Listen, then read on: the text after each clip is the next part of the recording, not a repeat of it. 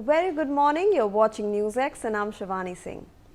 As the European Union and India approach a pivotal moment in their relationship, European Commission President Ursula von der Leyen has expressed optimism about the ongoing negotiations for a free trade agreement or FTA. She emphasized that the importance of finalizing the FTA and establishing a new defense and security partnership, both of which are expected to be key outcomes of the upcoming EU-India summit on January 27th. Von der Leyen has highlighted the potential benefits of the FTA, including a reduction of €4 billion in tariffs for exporters, and underscored the importance of EU-India cooperation in a world increasingly challenged by geopolitical tensions. European Council President Antonio Luis Santos da Costa and European Commission President Ursula von der Leyen will be chief guests at India's Republic Day celebrations next Monday as well. Besides state banquets and the ceremonial pomp of the event, the two leaders will have a more pressing item on their agenda: advancing free trade talks with Asia's third largest economy. This comes at a particularly trying geopolitical moment for Europe, with President Donald Trump first threatening to escalate his trade war with European allies for opposing a US takeover of Greenland and then backing off. Joining us on the broadcast is Ambassador KP Fabian, former diplomat. Thank you so much, sir, for joining us on the broadcast. We appreciate your time. A very good morning to you. Ambassador, when you're looking at this whole deal, some experts are calling it as the mother of all deals, because it deals with a lot of things. It has defense, it has trade, it has commerce, it has industries. How are you in fact looking at this deal and how beneficial it will be for India and the EU? Good morning. Thank you. I can give a comprehensive answer only after seeing the terms which have yet to be divulged. But I want to make the point that European Union is the second largest economy in the world. United States has a GDP of about $30 trillion and the European Union has 29. In other words, in common parlance, we say China is the next, but European Union is the next and very close to the United States.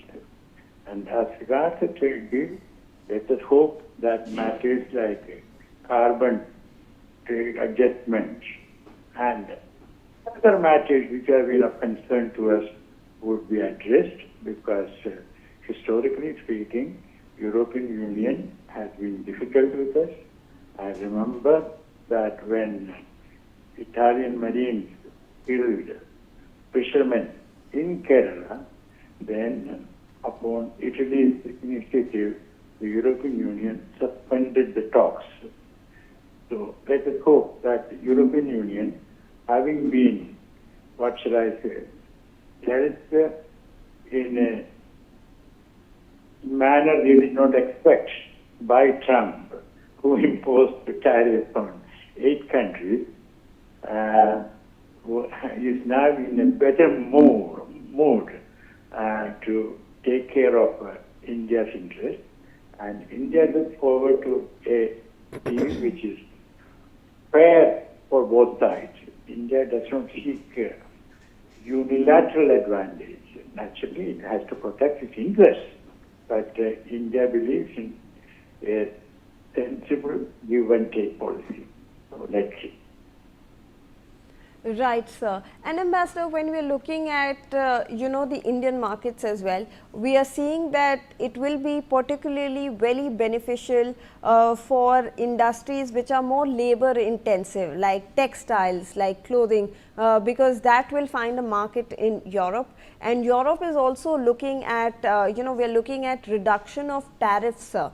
In fact, the president of the European Union Commission, in fact, is saying that there might be a reduction in a lot of tariffs that both the countries are currently facing. How are you looking at that when we are seeing a geopolitical world where the US keeps on implementing these arbitrary tariffs on various countries?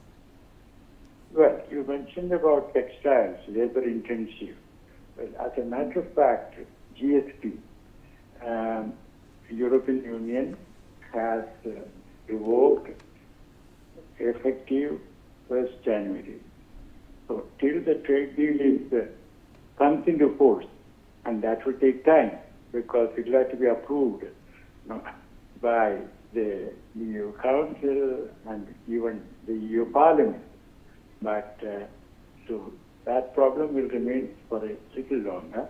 On the other hand, it is true that India should reduce tariff in its foreign trade, but it should be done by India taking into account its interest and all aspects, not under pressure from anyone as President Trump has been trying to do. So let's hope that the European Union understands the situation better. Right. Thank you so much, Ambassador, for all those updates on that front. Now we're moving on to